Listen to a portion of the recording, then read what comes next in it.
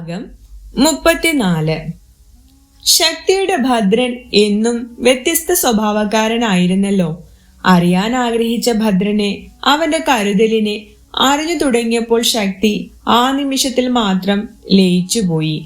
നേർത്ത മൂളലുകളും കിതപ്പുകളും അവിടെ ഉയർന്നു.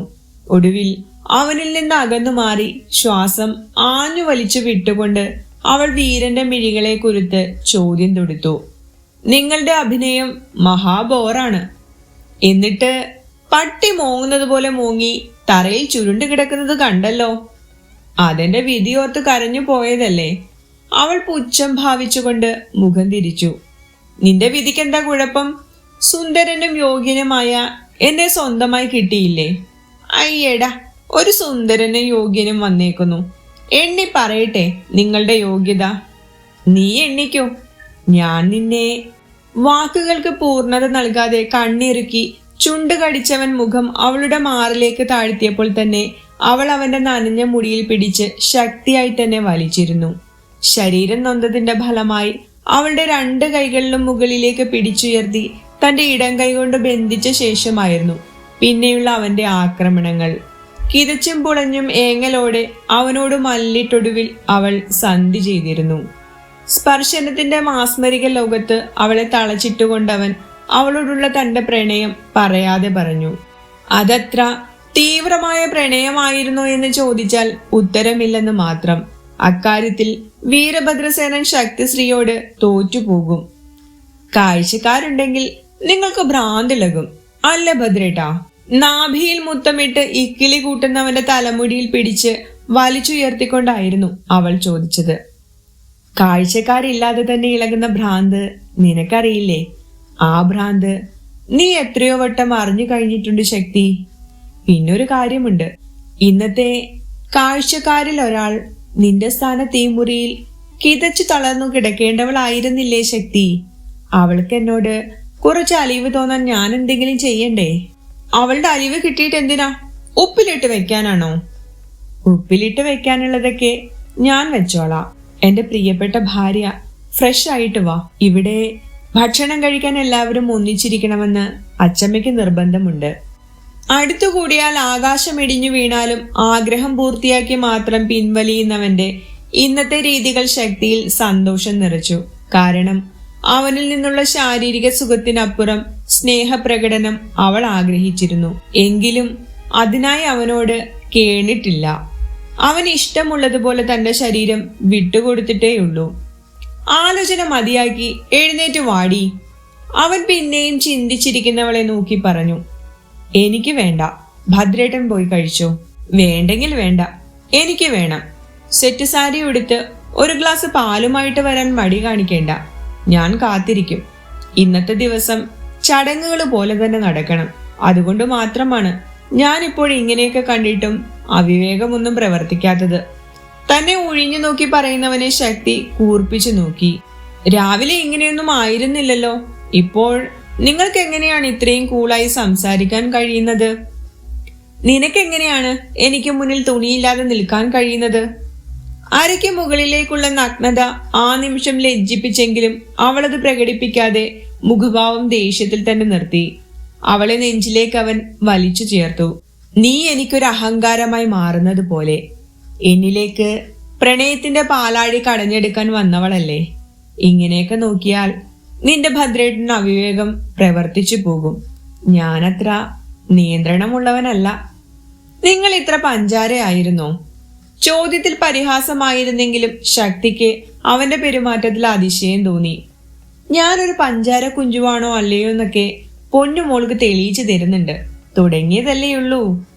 ശരിക്കും നിന്റെ പ്രണയം സദാ പുഴ പോലെ എണ്ണിലേക്ക് മാത്രം ഒഴുകിച്ചേരുമ്പോൾ ഞാൻ എപ്പോഴും നിന്നിലേക്ക് ചേർന്ന് നിന്നുകൊണ്ട് നിന്റെ ചൂട് മോഹിക്കുന്നതിൽ തെറ്റുണ്ടോ ഭാര്യയെ?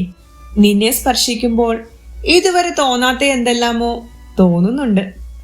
നല്ല തല്ല് കിട്ടാത്തതിന്റെ കുഴപ്പമാണ്. നിങ്ങൾ ഇത്തിരി കടുക്ക കഷായം വെച്ച് കുടിച്ചോ. അത് നിന്റെ തന്ത വിനയന് കൊടുക്ക്.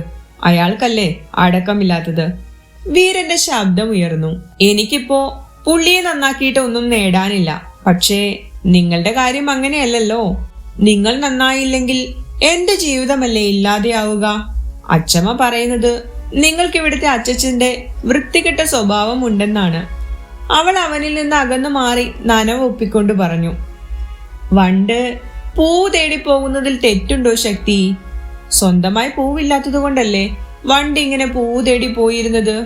ഇനി ഈ പൂവ് നൽകുന്ന തേൻ പോലെ ആയിരിക്കും ഈ വണ്ടിന്റെ പ്രയാണം. നീ എന്നെ പ്രേമിച്ച് ഇവിടെ ഒരു പ്രണയത്തിന്റെ തേൻകുടം തന്നെ പൊട്ടിച്ചാൽ മതി.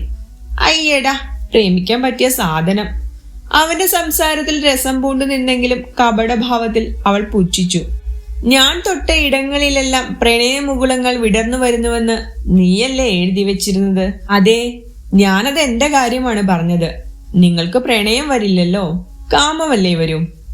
കറക്റ്റ്, നീ എന്നെ നന്നായി മനസ്സിലാക്കി. നിനക്കെന്റെ ജീവിതത്തിൽ തുടരാനുള്ള അർഹതയുണ്ടെന്ന് തെളിയിച്ചിരിക്കുന്നു. ദേഷ്യം വന്ന ശക്തി നനഞ്ഞ ടവൽ കൊണ്ട് ഒരെണ്ണം കൊടുത്തു. വീരന്റെ കൂടെ കൂടിയ ശേഷം ഇപ്പോഴാണ് അവളും തന്റെ പെരുമാറ്റങ്ങളുടെ നിയന്ത്രണങ്ങൾ എടുത്തു മാറ്റി പ്രതികരിച്ചു തുടങ്ങിയത്. അവളുടെ ആ മാറ്റം അവനിലും ഉത്സാഹമാണ് ജനിപ്പിച്ചത്. ഇതുവരെ തോന്നാത്ത അടുപ്പം പോലെ. ഭർത്താവിനെ തല്ലാൻ പാടില്ലെന്ന് നിനക്കറിയില്ലേ? ഉത്തമ ഭാര്യമാർ ഭർത്താവിന്റെ കാല് തൊട്ട് വണങ്ങുമെന്നാണ്. നിങ്ങളുടെ കാലിൽ വാരി നിലത്തടിക്കാനാണ് എനിക്ക് തോന്നുന്നത്. ഭദ്രൻ ചിരിയോടെ അവളോടൊട്ടി. അവളാകട്ടെ ചുവരിനോട് ചേർന്ന് പോയിരുന്നു. ശരിക്കും നീ എന്നെ കാലിൽ വാരി നിലത്തടിക്കുമോ? അടിക്കും. നിനക്കതിനുള്ള ശക്തിയുണ്ടോ? സംശയമുണ്ടോ? ഒരിക്കലുമില്ല. സെൽഫ് ഡിഫൻസ് നന്നായി കൈകാര്യം ചെയ്യുന്നവളെ ഞാൻ സംശയിക്കില്ല. പക്ഷേ ശക്തി അവളുടെ ഭദ്രേട്ടന്റെ ശരീരത്തിൽ നുള്ളിപ്പോലും നോവിക്കില്ല. വീരൻ ആത്മവിശ്വാസത്തോടെ പറഞ്ഞു. ഉറപ്പാണോ? അവരുടെ കണ്ണുകൾ കുരുത്തു. അവൻ അതിന് നൽകിയ മറുപടിയിൽ അവൾ ചൂളിപ്പോയി. മുഖത്ത് കഷ്ടപ്പെട്ട് നിർത്തിയ ഗൗരവം പടിയിറങ്ങി. അവൾ അപ്പോൾ തന്റെ പ്രിയതമന് മുന്നിൽ വിവശതയോടെ നിന്നുപോയിരുന്നു. ഞാനെങ്ങനെയാണ് നിന്നെ അടിക്കുകയെന്നറിയുമോ? അവളുടെ കവിളിൽ തഴുകിയുള്ള സംസാരവും ചിരിയും ആ വഷളത്തരം ശക്തിക്ക് വ്യക്തമാക്കി കൊടുത്തിരുന്നു. ഒരുത്തൻ വാക്കുകൾ കൊണ്ട് സംസാരിച്ച് തളർത്തുമ്പോൾ അവനിൽ നിന്നുണ്ടായ ആ പ്രവൃത്തികൾ അവൾക്കുള്ളിൽ പ്രണയത്തിന്റെ ജ്വാലയെ കൂടുതൽ ജ്വലിപ്പിച്ചു. കണ്ണിലേക്ക് നോക്കി വാക്കുകൾ കൊണ്ട് അവൻ പകരുന്ന ലജ്ജയില്ലാത്ത രതിയെ അവളുടെ ശരീരം ഉഷ്ണത്തോടെയാണ് സ്വീകരിച്ചത്. ഒടുവിൽ സഹി കെട്ടതുപോലെ രണ്ട് കൈയും അവന്റെ നെഞ്ചിൽ വെച്ചവൾ ശക്തിയായി തള്ളി. വീരൻ പിന്നിലേക്ക് മാറിയെങ്കിലും അതിനേക്കാൾ വേഗത്തിൽ, ആവേശത്തിൽ പിന്നെയും അവളെ വലിച്ചു ചേർത്തുകൊണ്ട് മാറിലെ അവശേഷിച്ച ആവരണവും വലിച്ചെറിഞ്ഞിരുന്നു. സ്തംഭിച്ചു നിന്നവളുടെ കഴുത്തിൽ ചുംബന ശരങ്ങൾ കൊണ്ടും മാറിൽ ഹസ്താഭ്യാസം കൊണ്ടും കുസൃതി കാട്ടി കാറ്റുപോലെ മൃദുവായ ശബ്ദത്തിൽ അവൻ പറഞ്ഞു. എന്റെ പെണ്ണിനെന്ന് കരുതി ഞാൻ പണ്ട് പണിത താലി ആദ്യമറിഞ്ഞ പെൺചൂട് നിന്റേതാണ്. എന്റെ ഉമ്മുനീരിനാൽ നനഞ്ഞു കുതിർന്ന നിന്റെ മാറിന്റെ ചൂടിലാണ് ഇന്നുവരെ അത് കിടന്നിരുന്നത്. വിവാഹത്തെക്കുറിച്ച് യാതൊരു ചിന്ത പോലും ഇല്ലാതിരുന്ന കാലത്ത് നീ ആവശ്യപ്പെട്ട ആ സമ്മാനം ഞാൻ നൽകാൻ രണ്ടാമതൊന്ന് ആലോചിച്ചിട്ട് പോലുമില്ല.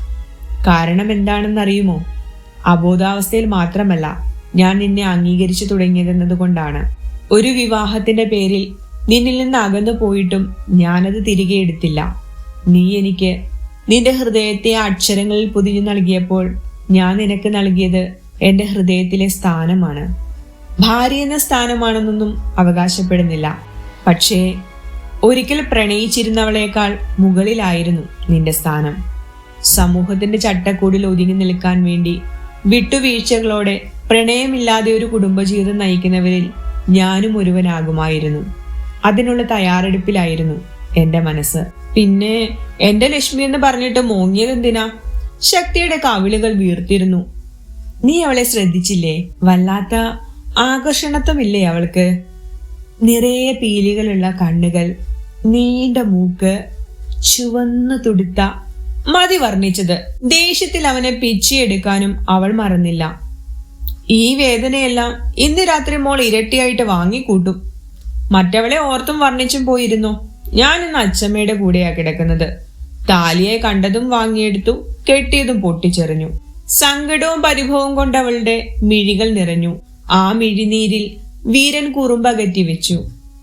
എത്രയോ മാസങ്ങൾ നിന്റെ നെഞ്ചിലത് ചേർന്ന് കിടന്നിട്ടും നിന്റെ വിയർപ്പിലും എന്റെ ഉമിനീരിലും കുതിർന്നിട്ടും ഞാനായി അഴിച്ചെടുക്കാത്തത് ഇന്നെടുത്തെങ്കിൽ അധികം വൈകാതെ തന്നെ ഞാൻ ആഗ്രഹിച്ച രൂപത്തിൽ അത് നിന്റെ കഴുത്തിലേറുമെന്ന് പറഞ്ഞാൽ വിശ്വസിക്കുമോ? അവൾ ഒരു നിമിഷം അവന്റെ മിഴികളിലേക്ക് ഉറ്റുനോക്കി. എത്രയോ വട്ടം അവൾ ഹൃദയം കൊണ്ട് മോഹിച്ച നിമിഷങ്ങളായിരുന്നു അത്. ആ നിമിഷം അവൾക്ക് അവനെ വിശ്വാസമായിരുന്നു. പരസ്പരം കണ്ണുകൾ കുരുത്ത് പരിസരം മറന്നുകൊണ്ട് പ്രണയം പങ്കുവയ്ക്കുന്ന തങ്ങൾ. ഇക്കുറി പ്രണയമുണ്ടോ എന്നവൾ തിരഞ്ഞില്ല. ഒരു വ്യക്തിയുടെ സ്വകാര്യതയുടെ ഏറ്റവും ഉന്നതമായ നിലയിൽ പരിസരത്തിന് പ്രസക്തിയില്ലല്ലോ. അതിനാൽ ആദ്യമായി ഏറെ നേരം പരസ്പരം മിഴികൾ കൊടുത്ത സന്തോഷം അവന്റെ ചുമലിൽ തഴുകലായി അവൾ പകർത്തി വെച്ചു. ശക്തി, നീ എന്നെ വിശ്വസിക്കുമോ? മിഴികളെ തമ്മിൽ തെറ്റിച്ചവൻ ചോദിക്കുമ്പോൾ അവനിൽ നിന്നൊരു ചുവടവൾ പിന്നിലേക്ക് മാറി. ഇത്രയും സൗമ്യമായി മധുരമായി നിങ്ങൾക്ക് സംസാരിക്കാൻ അറിയാമായിരുന്നോ? അതോ താഴെ ഇനി നാടകം വല്ലതും നടത്താനുണ്ടോ? ശക്തി കളിയാക്കിക്കൊണ്ട് തന്നിലേക്ക് ചാഞ്ഞു വന്നവനെ പിന്നിലേക്ക് തള്ളി. ഇതിനേക്കാൾ മധുരമായി ഞാൻ സംസാരിച്ചത് നീ കണ്ടിട്ടില്ലേ? ഇല്ലെന്ന് പറയണ്ട. ഒറ്റ ചുംബനത്തിന്റെ ദൃശ്യത്താൽ ഹൃദയത്തിൽ മുറിവേറ്റ് നീ ഓടിയകുന്നെന്ന് പറഞ്ഞതിൽ ഞാനും അനുവുമാണെങ്കിൽ എന്നിലെ മധുരം ഞാൻ അവൾക്ക് പകരുന്നത് നീയും കണ്ടിട്ടുണ്ടാകും. ഞൊടിയിൽ ദേഷ്യവും സങ്കടവും പരിഭവവും മൂലം അവളുടെ കവിൾ വീർത്തു. മധുരം കൂടിപ്പോയത് കൊണ്ടാണ് ആരാന്റെ കൊച്ചിന്റെ അപ്പൻ നിങ്ങളാണെന്ന് കാമുകിയായിരുന്നവൾ തന്നെ പരസ്യമായി സമ്മതിച്ചുകൊണ്ട് സപ്പോർട്ട് ചെയ്തത്. വീരന്റെ മൂക്ക് ദേഷ്യം കൊണ്ട് വിറച്ചു. തുടരും.